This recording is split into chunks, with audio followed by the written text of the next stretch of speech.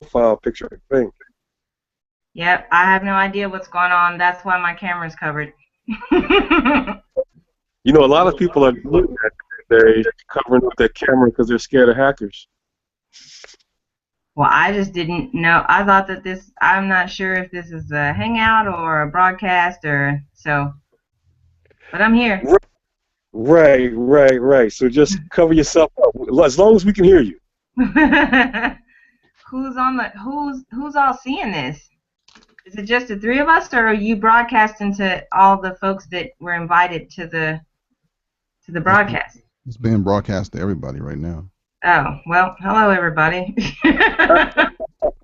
Right. Whoever may be there, and you know what? Even if they aren't there now, there's an opportunity that they may have an opportunity to see it, recorded later. Yeah, that's the whole key of it. I'm actually trying to test out this system for the three of us to do this weekly, and then when one of us can't make it, that's fine. We'll pull in somebody else. Oh man, that's cool. It's kind of a video podcast. Because you always know when it's going to happen.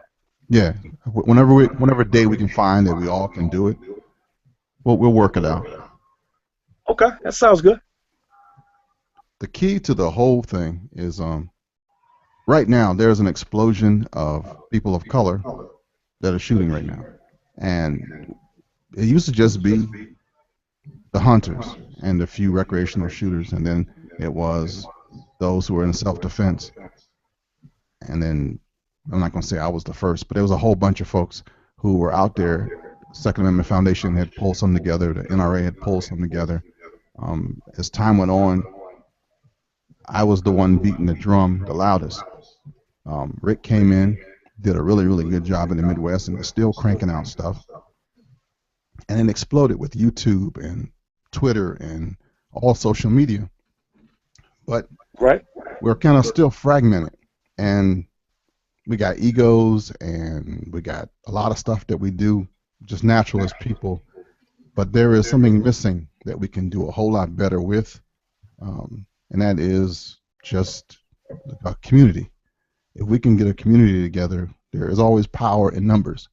And I've done everything successful except for the last part, and that's grow the community. So I'm going to try to be a resource with you guys' help. I can't do it by myself. It has to be a team effort. And I pulled you two in specifically because you're talented, because you're smart, because you've seen the stuff that we need to be done, and you got an opinion, and we might not always agree on stuff, but you got the same passion as me. So that's kind of why I was hoping that you would jump on this thing too. man. Oh, the audio just left you.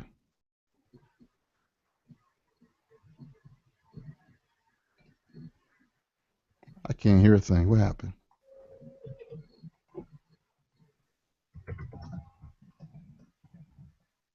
Somebody talking? I see your lips moving, but that's all I got.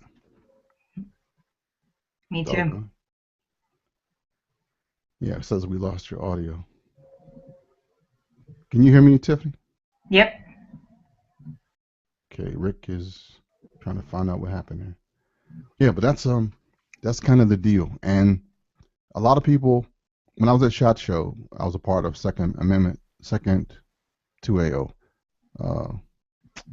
doggone it, Second Amendment organization, and people were like, "Yeah, that sounds like a good plan," but I saw something different. I saw that there's a need for us to before we get into the political, before we get into any of that other stuff, we need to be just congruent, just together, just on one accord, and that's my focus. There's like groups. There's a new guy out of Atlanta with NAGA.co, and doing great things. Phil Smith. There is Rick doing it in Midwest. Tiffany. I mean, you're like a gym. Nobody like people know you, but they don't know you like they should know you. You are like all that in a bag of chips. and that's just a shame that that you're not more prominent. So I was kind of glad, because when I talked to Rick the first time, I said, dude, I want to find somebody that is not saturated, not already, NRA hasn't already scooped her up, she's not already doing something else. And I know when I find her, and I didn't have to go far, because I had talked to you when I had the Blanchard Outdoors going on. I thought, oh my God, how can I forget? And then there was Dr. Z had did that video, and he's always talking about, when I go to Range Master, I talk to Tiffany and blah blah. I was like, yes, if I could only, if she would only come over to the dark side. Except for this ain't the dark side. This is definitely the side of the light, and I was just hoping that this thing would catch. I mean, I really do. I mean, there's guys, New Jersey Firearms. They're just we were all over the place, but the industry doesn't want to hunt and peck. The industry don't need the industry. Actually, we can do a lot on our own. We can police our own. We can motivate our own. We can grow our own networks. We can share stuff between each other. We can do a whole lot, and I want to do that. I want to just be the funnel. Just to help out, because I have fun on the media. I mean, I'm sitting on phone or on a computer most of the time. If I got a free break, I'm here trying to spread the news, and I do a lot better at selling other people's stuff than my own. So I'd be really glad to spread what Rick's doing in Detroit and grow it bigger, to amplify anything that Tiffany wants to do, just stuff like that. And there's groups I know that from Buffalo to Florida that want to grow, want to get past Facebook. Because see, Facebook could change tomorrow and outlaw firearms, everything, and then where are you going to go? So this is the family contingency. Unity is one of those, I don't know, pie in the sky kind of things in the world where everybody wants to do their own thing. But I still believe in it. I still believe in teamwork. I still believe that you can do more with people than without them. I think we have something to offer that doesn't exist in the gun community right now, and I want to see that grow. I want to nurture it. I want to blossom it. I want to be that guy that helps. Because I was thinking, as when you get older, which I'm definitely getting older, there's a point where you got to stop pushing your own stuff and helping somebody else out. So that's where I'm at.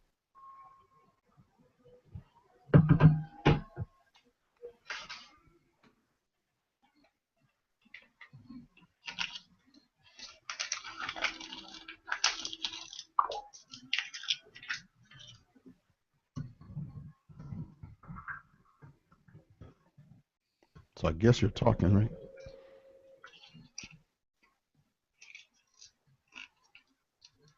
Trying to let him know. I don't know if he knows we can't hear him. Yeah, I see your messages pop up there. I was going to use Blab, which you have to use Google Chrome to do, and it's kind of similar to this, but it's so new that a lot of folks are not used to it yet. But it allows you to really embed your stuff really, really easy. And looks like he dropped out and is going to come back. Yeah, that's he like might have accidentally muted his mic. I think he's using his phone for the whole thing too. Which is hard to do sometimes, being too technical. Yeah. Let's see.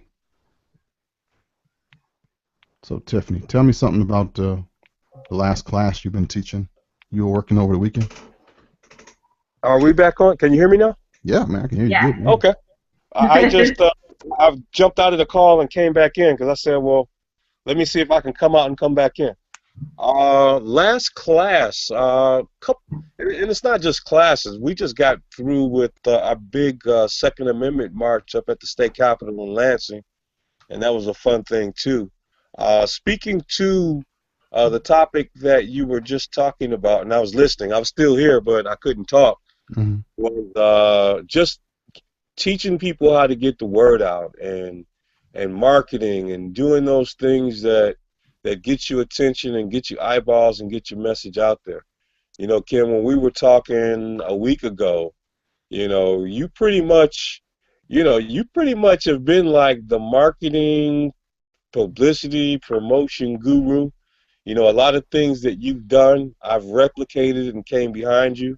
And then I watched you as you know, experimented with a few things, and I don't think you got the results you wanted. And I said, okay, well, if Ken had these type of results, then maybe I won't come out with some razor eyeglass wear or or a Rick 9mm action figure doll, or try to put out a rap music song about Detroit and good gun ownership and all of that stuff. So I've been watching you from afar, so I know what works and what might not work or what might need tweaking.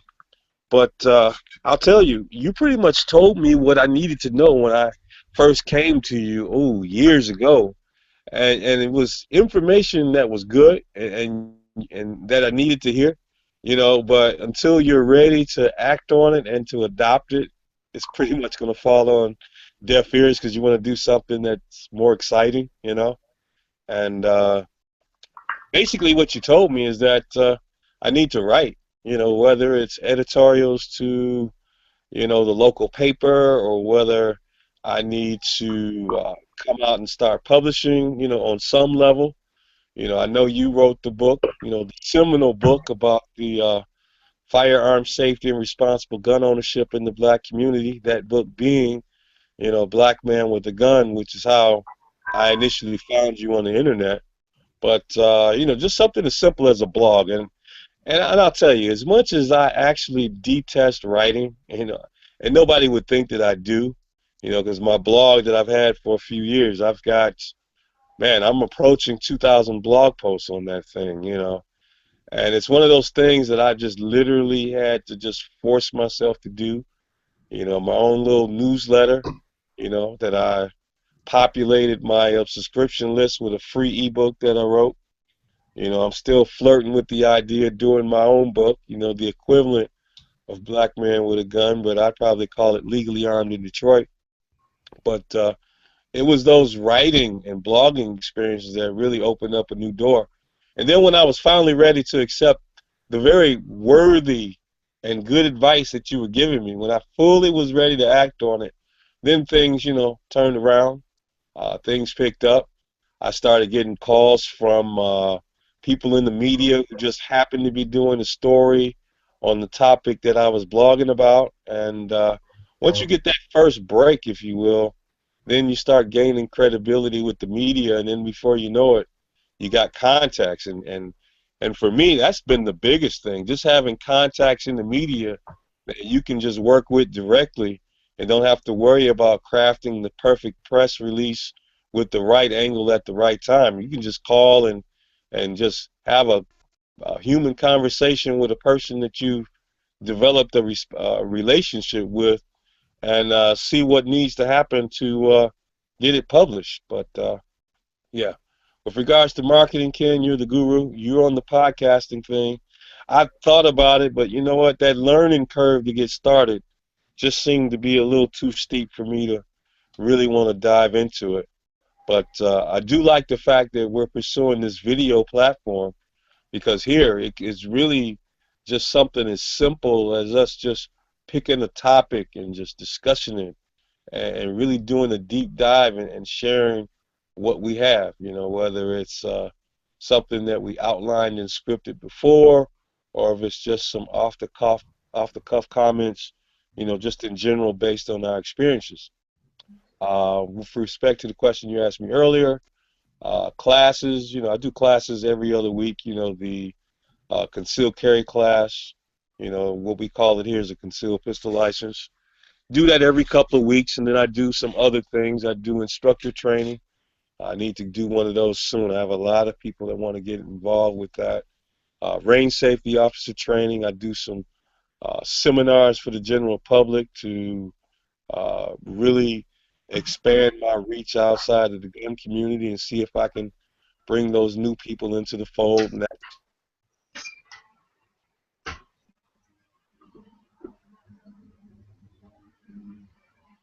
Did Looks we like lose him? looks like somebody's in the Matrix. Eh? Got the green screen. I think that's you, Tiffany. Yeah. in March that we just had yesterday. You know, I gotten to the point whenever we do one of these things, I'm always invited to be a speaker, and I really wanted to do something, at the ceremony, the March rally we had yesterday. So I said, well, what will I do it on? So I came up with the Battle of Athens. I don't know if you both are familiar with that, but it's usually a very inspirational tale about what the Second Amendment is all about. Got a ton of feedback on that. And as you and I were talking a week ago, about doing some regular features, for this page, the gun movement, I'm mentally fleshing out an article or blog post, which is basically what we just talked about, how to be heard and how to extend your reach, and just embed the video of me doing the Battle of Athens speech yesterday, just Cool. as an example of some of the things that you can do. So, I'm really excited about, the project. I have a wide variety of experiences in a lot of things. Sometimes I take my gun rights advocate hat off and I do the gun rights activist thing. That's the thing that, might be borderline acceptable, and the chief thing that I've done that falls in that line is when, the local police departments used to run these gun buybacks. I call them LEFs, law enforcement firearms transfers. They get the media out there for the dog and pony show, and I round up about 20, 30 people, and we print up signs and bring our gun transfer forms, and we outdo the police and steal all their customers. So, you know, that gets media publicity, and it also, put on my activist hat, it really underscores that these firearm transfer events are really ineffective and don't do anything for public safety. So, I do, a wide variety of things. I try to, every now and then, I'll do a tie-in with a story that I saw in the media. Something happened. Somebody was in a situation that need help. I'll follow up with the reporter and contact that man or that woman and treat them to a free class. And then, of course, the natural backstory is, well, what happened to that person? You get the equivalent of a free commercial with a story with you starring in it, So that's a thing that I always try to keep my eyes on, and I try to entertain media when they come to town. Every so often I get burned by one. I got burned by these French documentarians that came to the U.S. and wanted to focus on the phenomenon of guns in Detroit.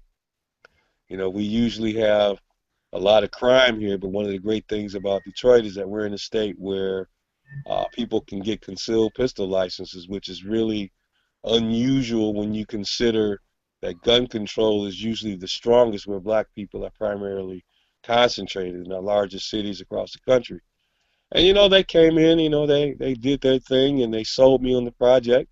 And then when it launched, overseas, it was a total hatchet job, and they didn't really go out of their way to provide me with a link to look at it.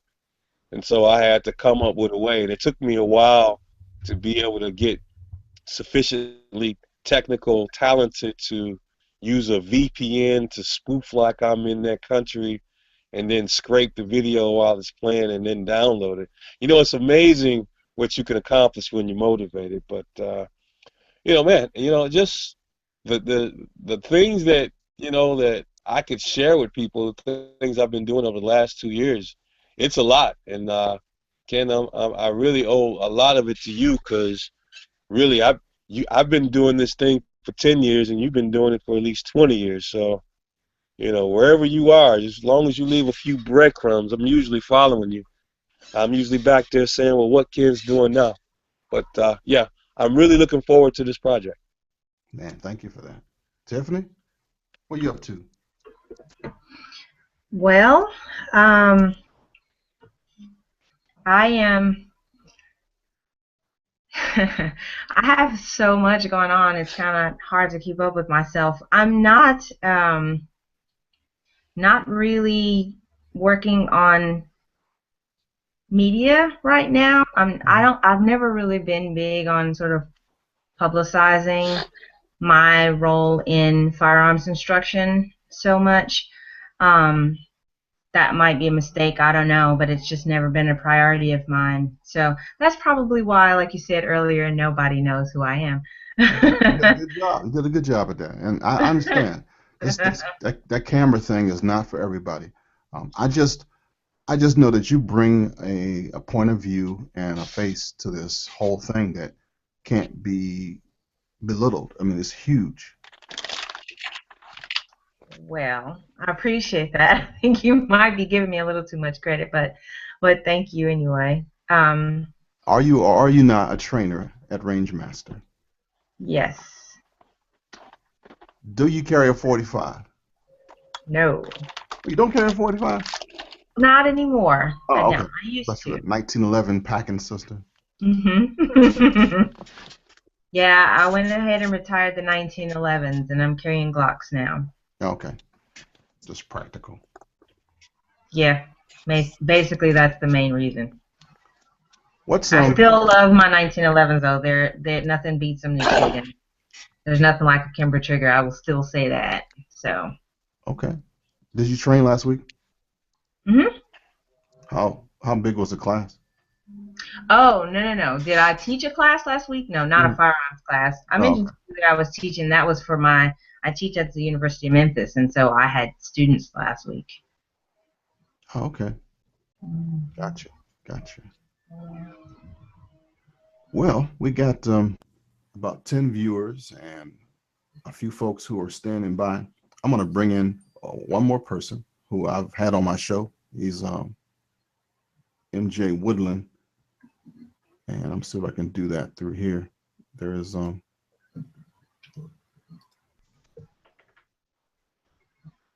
this is my beta test.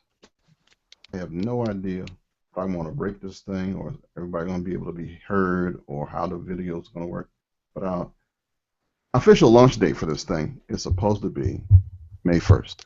And I've learned that before you put your blog up on all the big stuff, you should probably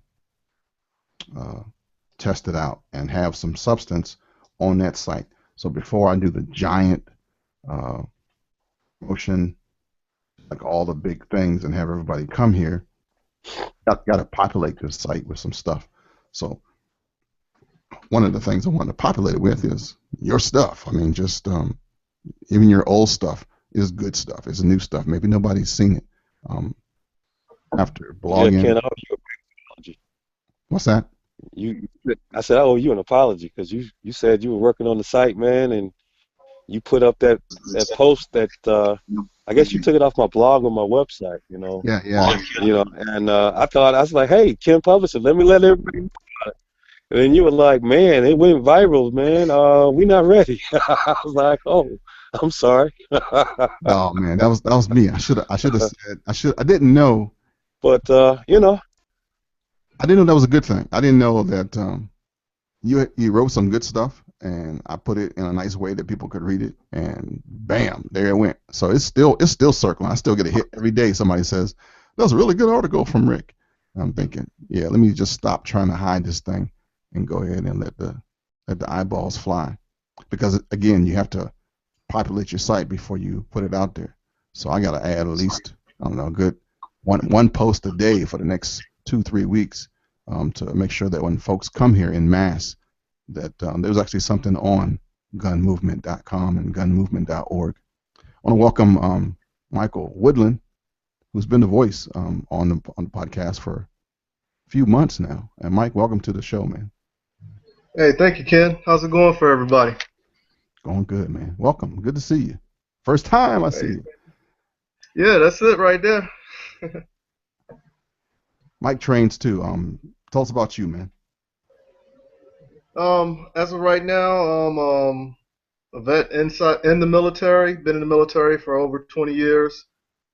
Picked up an interest in teaching firearms because I picked up the knack of teaching when I was a drill sergeant. The knack carried over from teaching to instructing to trying to perfect the craft of shooting. And right now, I'm just in the mindset of informing everybody that's willing to learn how to shoot, wanting to shoot, and their avenue of the shooting curriculum.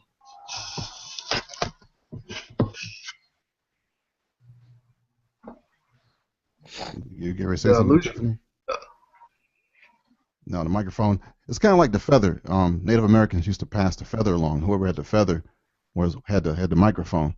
And on this thing, if you make a sound, then the feather gets passed to you. So Tiffany was doing something, and the thing popped up for her. So I thought she was getting ready to say something.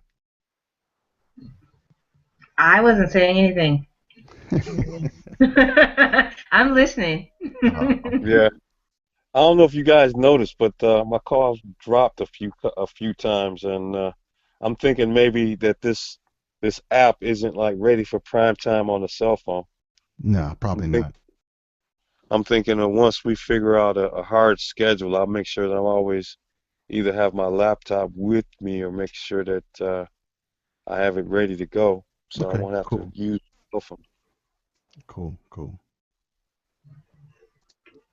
What question did I not ask? What would be good for just general knowledge? Like, why am I doing this or whatever? You tell me. You guys got any questions for me? That would be one of my questions is what do you plan to discuss? What kind of topics do you hope to get into? That sort of thing. What would you like to cover with the broadcast? One of the first things I want to do is just have a presence, just be there. And that's really easy. It sounds easy, but consistency to talk about anything and specifically the gun stuff. I mean, I'm talking as simple as safety, um, kill a whole bunch of myths and stupid stuff that gets put out on Facebook or over the internet in different forums.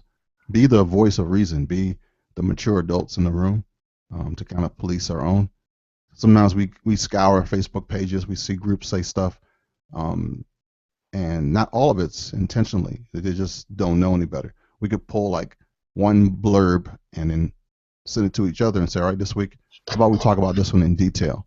And the benefit to that would help out a whole bunch of new people who might necessarily not know, because you don't hear this stuff unless you go to an instructor. You don't hear this stuff unless you go to a range.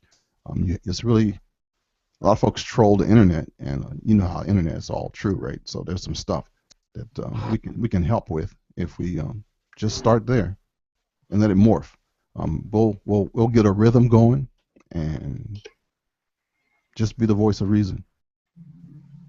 Yeah, I say the thing that I think would be pretty cool because I know when I was first researching this whole gun thing, I was hitting the online boards, here locally, but didn't it didn't seem like I was getting it and fitting in.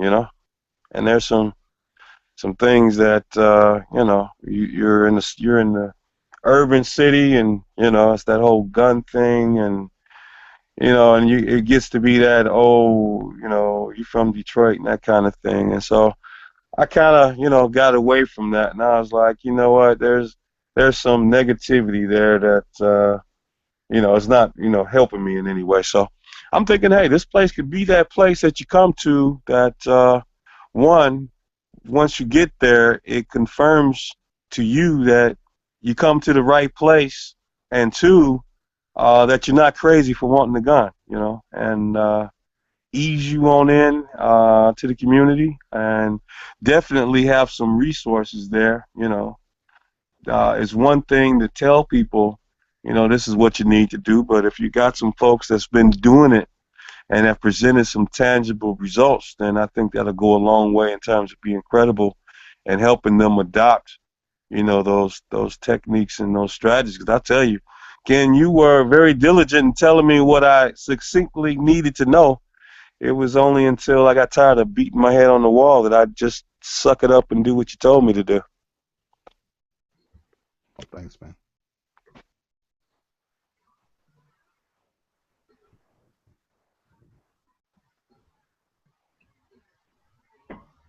I think I'm still going to try an action figure, though. They still make them. I was thinking about doing another one whenever I get a big batch of money again. The story of the action figure. The story No, that I'm thinking about doing it strictly for an ego trip, man. If I happen to sell a couple of them, that's a bonus. my son used to collect Dragon Ball Z figurines. He had a gazillion of them. We used to go all over the place looking for these little people that we didn't even know nothing about.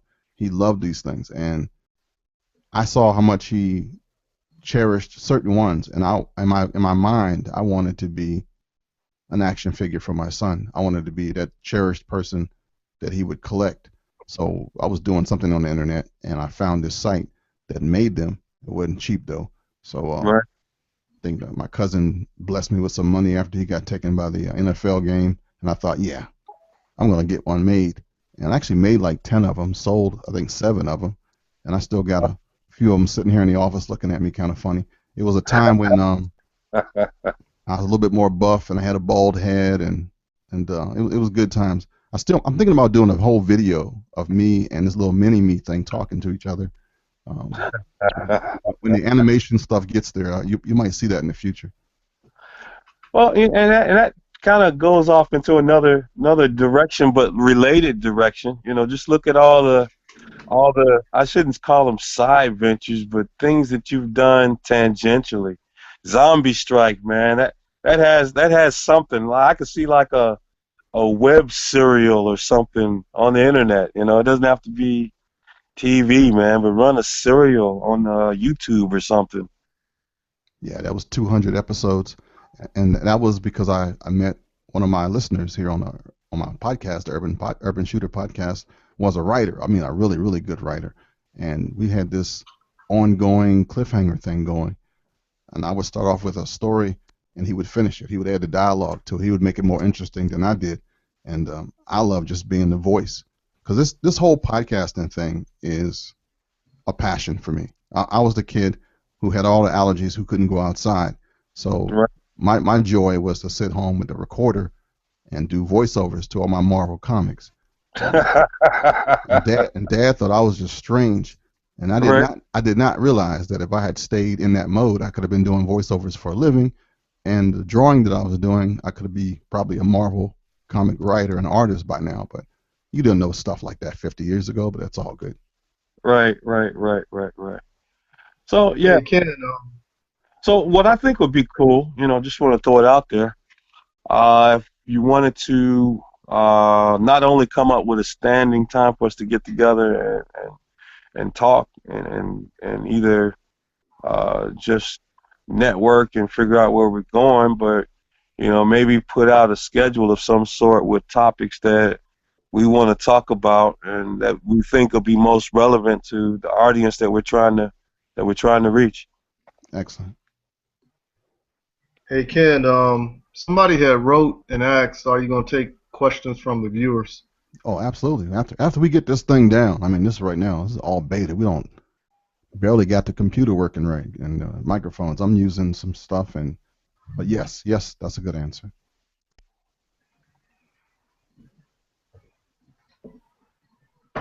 Also, too, I got a lot of contacts here locally, that I know that either I have an account to or a guest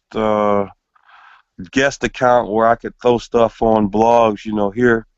I got an account over at 248 Shooter, and I don't know if you have an account like I do over at AmmoLand and a Hmm. few other places where I have a platform where I can just publish stuff, and when you throw stuff out on AmmoLand, it's got like serious juice, Google juice behind it, but put down a plan of who we want to send PR notices to, when we go live May 1st, and do you want to get these videos out on YouTube? Put up a separate YouTube channel.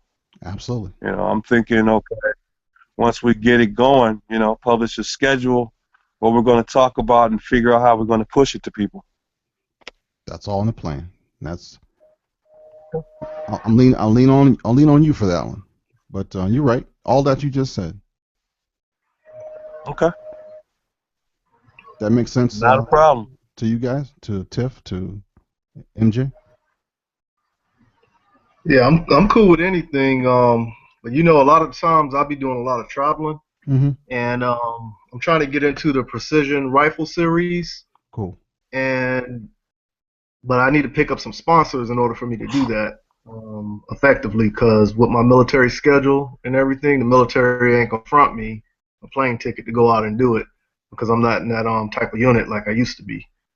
But overall, because it's easy to go out here and just talk to people who shoot on a regular and come up with topics and pass ideas on. Um, but yeah, like I told you beforehand, I'm in it 100%. So whatever you need, I'm here for you. And all of us don't have to be here either. I mean, once we get that schedule down, it could be just two of us asking or answering questions from audience, from stuff we've got from the week. And as long as the show continues as a regular thing every time it comes out, that's the most important piece. So don't feel that you have to, the three of us or the four of us have to be here. But the goal is to be steady, to be consistent, to be that bedrock for the community. Our goal is to reach out to the untraditional, the stereotypical untraditional folks, and we'll be pulling from all our friends, not being exclusive. But we're actually trying to go somewhere so that once the community is big, then we can sponsor Mike. We can sponsor. We can buy that range. We can get all that stuff. It all comes with people. You can't do squat by yourself. But if you have a crowd of people consistently that view your stuff, then they will knock on your door. There are people right now looking to see where this thing goes. Already.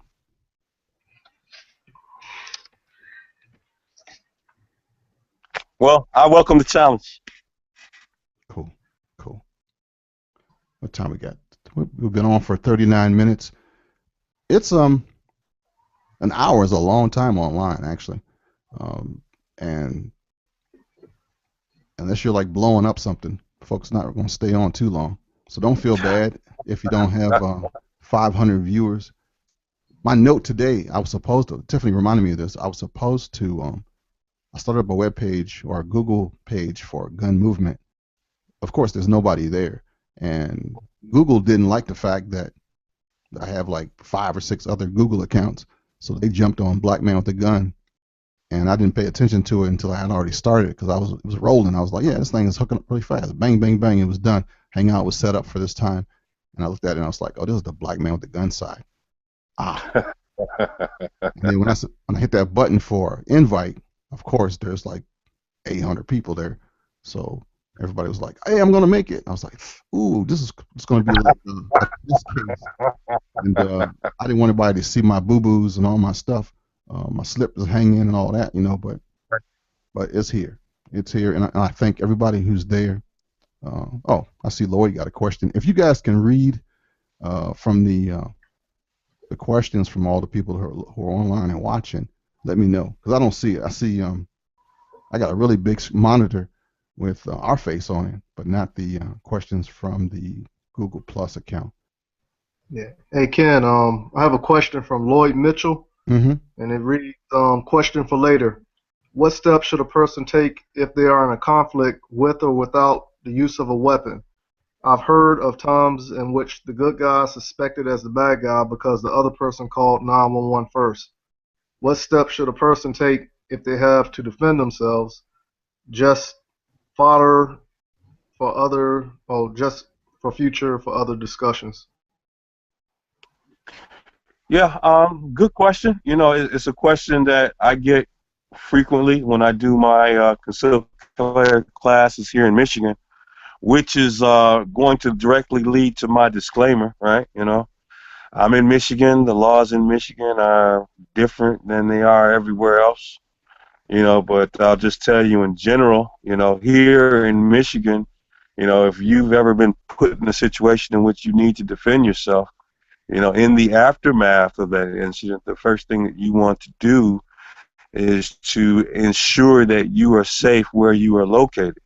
If it's not safe for you to remain there, then of course you shouldn't. You should to get somewhere safe, and then you should immediately contact 911 and apprise them of the situation. Now, when you start talking about making 911 calls, You got to be careful, because, I've talked to several criminal defense attorneys, and the thing that they want to make sure that you don't do is that you share some information that could be recorded, and if the prosecutor and the local police departments don't believe that you were justified in using lethal force when you did, then some of those things that you made on the 911 call could unfortunately come back and hurt you.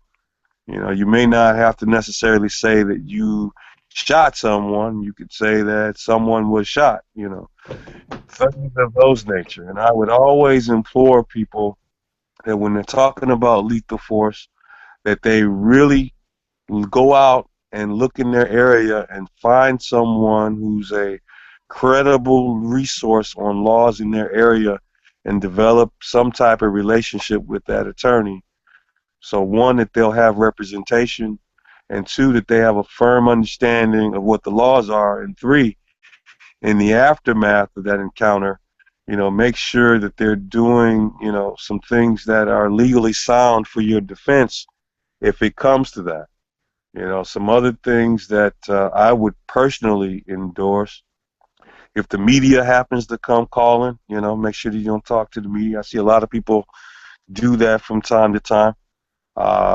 You definitely want to make sure that you are silent with regards to publicizing what happened.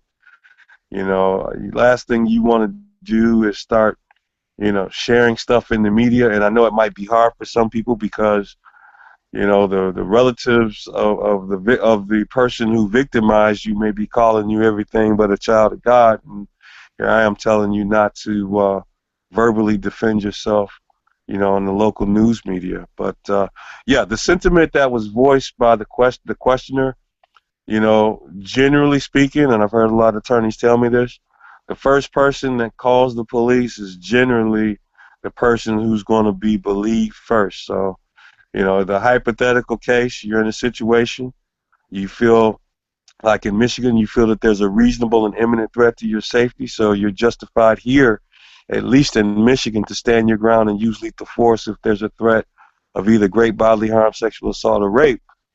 And if that person happens to disengage when you start producing your firearm to defend yourself, you know what? Call 911 anyway, just in case this guy calls 911 on you and say that you were some weird person and you flipped out, and now he's placing a call on you. So yeah, you want to be first, but when you're making that call, you want to make sure that you're careful with what you say. Also, you want to make sure that when you show up, or when the police do show up, that they don't know that you're not the bad guy. So you want to make sure that your hands are being seen, and you don't approach. You follow all the instructions from the law enforcement person that shows up. You want to slow your roll. You have to fight the urge to go run toward them. You want to stay where you are and wait for them to give you a command, whether it be to step forward or drop to a knee or whatever. It's a weird feeling when you arrive on the scene, and there's some stuff going down. So know that in the eyes of the law enforcement officer, everybody's bad until proven innocent. And depending on how you look, the perception might make you a bad guy first, and that's not always the case. Yeah. One other thing.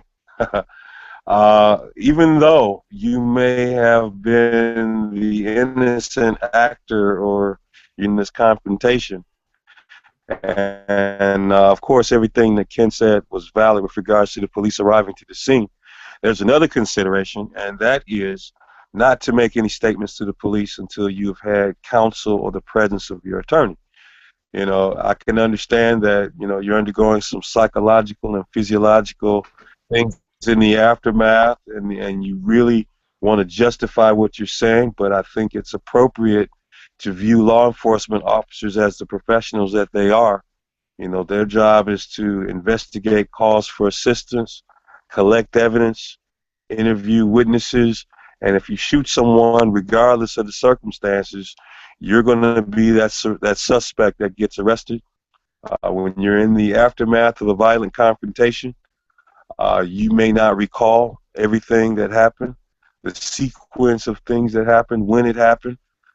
You may fail to clearly articulate the circumstances that would put forth a valid claim of self-defense in your jurisdiction. If you were to contact an attorney a few days later, your story or your version that complies with the self-defense statute might significantly change. And of course, the police and the prosecutors are not going to take this second version of events over what you voluntarily told law enforcement in the immediate aftermath of the confrontation. I think that'll be a good question for people who teach concealed carry. At the same time, speaking of concealed carry, I'm in the process of becoming an instructor for Louisiana, issuing out the prerequisites on attaining concealed carry. So I plan on doing that in South Carolina and Louisiana as of right now. But I think that would be a good question to tackle when teaching a class of that nature. Yeah, and one of the things that that I've really took an interest in, after the proliferation of these firearm protection, self-defense protection, whatever you want to call it, insurance programs or membership programs. That definitely is a topic that I think is rife for discussion. If you're ever so emboldened to legally carry a firearm legally in your community, and if you're ever faced with a situation in which you need to defend yourself, have you taken into account the financial cost of representation? What if the circumstances of your case was such that it didn't happen at home, but it happened in more fluid environments, such as out on the street? Your innocence might not be so quickly and readily apparent. Would it make sense to explore one of these low-cost membership programs where you pay a monthly fee and you're at least entitled to some form of representation? And in some cases, you may be offered bail assistance. You may be offered, income protection, firearm replacement, crime scene cleanup. I think that would be an excellent topic too, in addition to things of this nature that are natural for discussion in the context of the aftermath of a violent confrontation. Tiffany. Yes. What's your 2 cents on this subject? Well, I take sort of a hybrid view on this. I hear people often saying, basically, just shut the hell up until your lawyer gets there, don't say a thing. I also hear people who say that you should sort of rehearse the kinds of things that you want to say so that you're not tongue-tied in the heat of the moment when your adrenaline's pumping. And I can understand the logic behind both of those arguments, but I think the best route probably falls somewhere in the middle, because on the one hand, you don't want to sound too rehearsed, because that's exactly what happened with George Zimmerman. Nobody will believe you if you sound like you're reading off of a script card. On the other hand, if you just say, I'm not talking to you at all, I have nothing to say, I want a lawyer immediately, then practically speaking, you look guilty. Now, that might be, sorry, of course the train comes to my house as soon as I start talking, so I apologize for the blaring train horn, but that might be smart legally to not to minimize the chance that you will say something incriminating accidentally. But from a practical standpoint, you could do yourself just as much harm by immediately clamming up, just because, especially if the media gets a hold of the story and that sort of thing, you can be painted as quote unquote looking guilty, and that's something that you'll have to contend with. So I think folks it's a good idea to think about this kind of thing in advance for obvious reasons. You do want to think about what kind of general statements you would want to make because you do need to communicate to law enforcement some semblance of what just happened. If police officers roll up on the scene and they see some guy bleeding out in the street and you standing there, you can't just let that fly and let the cop figure it out on his own. You got to give him something, I would argue. So again, I don't think total silence is best, and I don't think blabbing off, to your heart's content is best either. One other quick point that I would make on this, and this is especially, I think, critical for instructors, especially if you teach permit level classes, the sort of basic class that's required by most states, you will get a lot of novice shooters who are really interested in the what if scenarios, and they'll always ask, well, can I shoot if? Can I shoot if? When I kill somebody, if I kill somebody, what happens if I shoot him in this? Can I shoot him in the knee? Do I shoot him in, and everything is about shooting people. And we as instructors, especially in our community, we really need to impress upon people, hey, you're not carrying a gun because you're super god-awful anxious to shoot somebody. And you don't want to create that impression. That hurts everybody. That hurts the entire Second Amendment if we come across as people who are just itching to shoot somebody. So even when we get these lines of questioning in class as instructors, we want to make sure that we take care to educate our students, but that we also take advantage of every opportunity to remind them, look, first of all, if you're having to shoot someone, there are a whole lot of potential decisions that were made before that we probably could have altered in order to avoid this situation altogether. If you're ending up shooting someone who sees himself as having just as much reason to call 911 as you do, then there was some decision-making issues going on before anybody ever pulled a weapon. You see what I mean? So I think as instructors, it would behoove us to really work it into our curricula to stress to people, your primary goal should be ensuring that you never have to use your firearm. You absolutely want to be prepared to do so effectively if you must.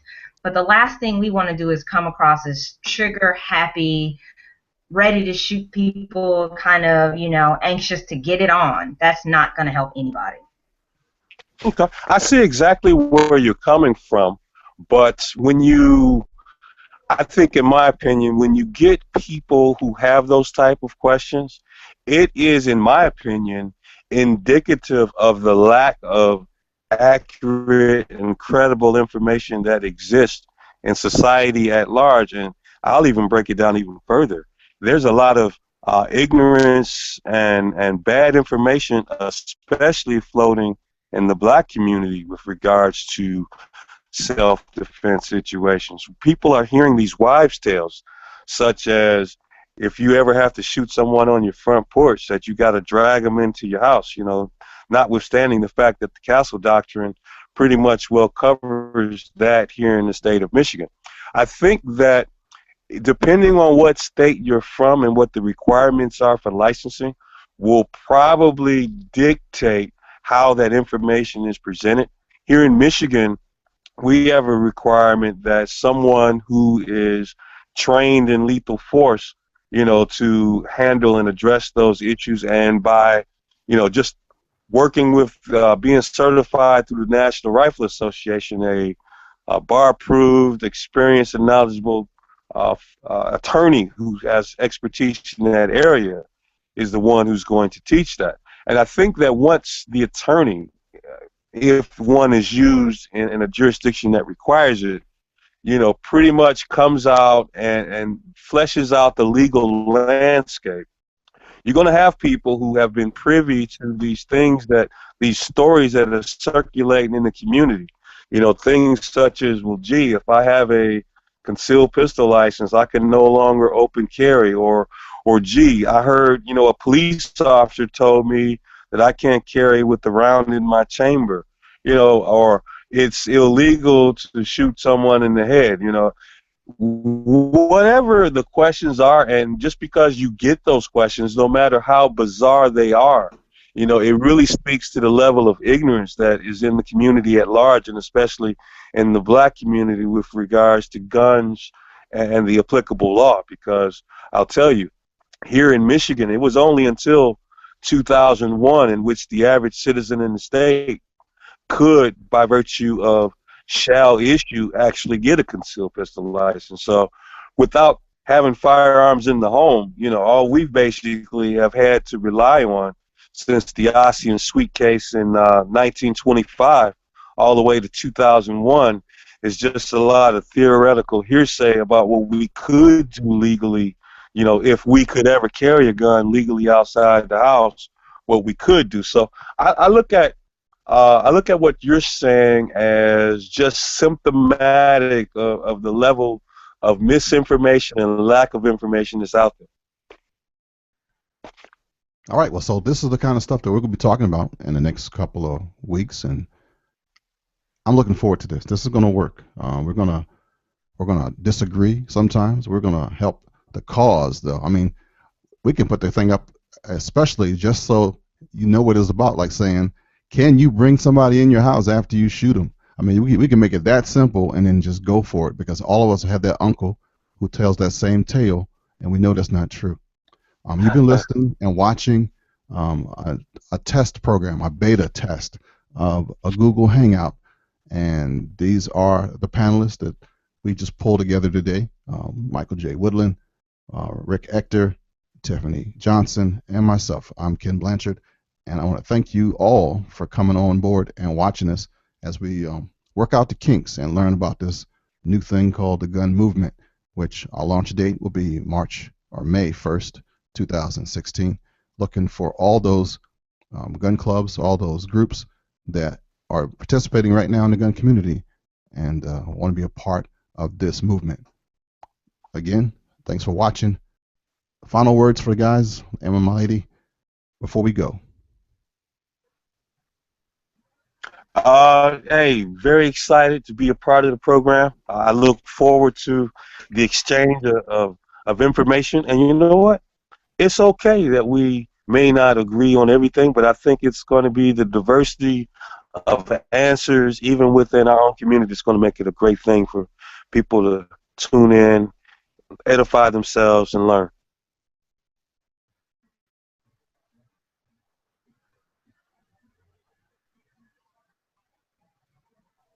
Well, first of all, I'll say thanks for having me on another project that you're working on, and I really do have fun when I be doing these.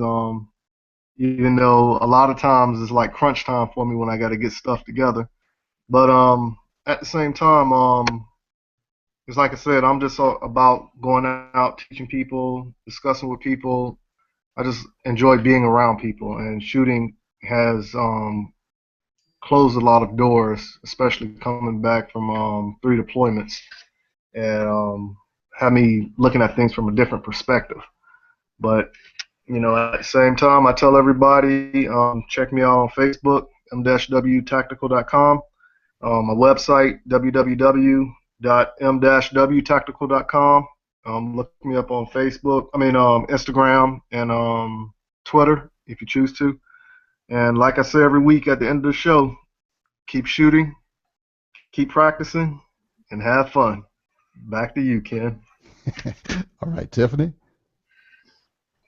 Just want to say be safe, everybody. Thanks for tuning in, and I hope we get a lot of fun, interesting questions from folks for our next broadcast. Which we will. Thank you, guys. We'll get that scheduled together. I'll be bugging you with some text messages and stuff tomorrow to get your brain working on what day is best for you and what microphones might work better and how we can not keep our face too close to the screen, because I got a giant microphone blocking my face. I know this is my broadcast thing, but we're going to work all that out in the future. Thanks, everybody, and I will see you again next time. All right, see you, Ken. See you, everybody. All right, y'all take care.